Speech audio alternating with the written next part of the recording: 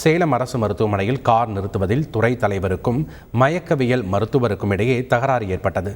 சேலம் அரசு மோகன் குமாரமங்கலம் பொது மருத்துவமனையில் இருதய அறுவை சிகிச்சை துறை தலைவராக பொன் ராஜராஜன் பணியாற்றி வருகிறார். அவர் கார் நிறுத்தும் இடத்தில் மயக்கவியல் உதவி மருத்துவர் பிரதீப் என்பவர் கார் நிறுத்தியுள்ளார். இதனால் இருவருக்கும் இடையே தகராறு ஏற்பட்டுள்ளது.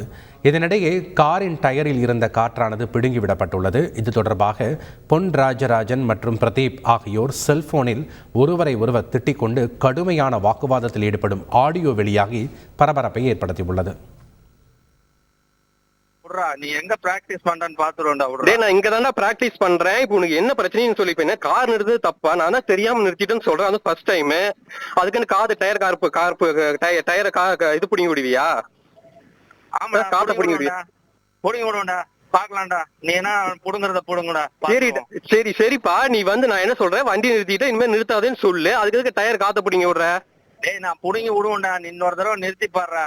நீ புடிங்கதானே. உனக்கு கார் இருக்குடா, அதையும் ஞாபகம் வச்சுக்கோ. பாக்கலாம்டா. நீ ஏன் சார், நீங்க பாருங்க, நீங்க ஒரு ஹெச்ஓடி, ஒரு அசிஸ்டன்ட் இப்படிதான் பேசுவீங்களா? அப்படிதான்டா நான் பேசுவேன்டா. நீ என்னடா பண்ணுவ?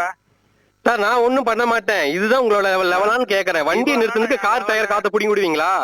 ஆமாடா, நான் கார டயர் மாத்திரம் இல்ல, கலட்டி வெளியே வச்சிருவேன்டா. என்னடா பண்ணுவ நீ? சரிடா, பண்றேன். நானும் பாக்குறேன் நீ என்ன பண்றேன்னு. பாத்துருவோம்டா.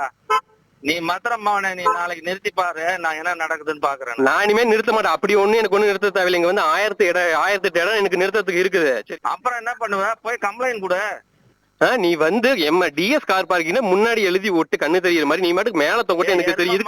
மேல எழுதி ஒட்டி இருக்கு. அதான்டா, மேல தொங்குறது வண்டி ரிவர்ஸ் விடும்போது எப்படிடா தெரியும்? மேல அண்ணாந்து பாட்டு இது பண்ணுவான். இதுக்கு விடணும். ஓஹோ, விடணும்.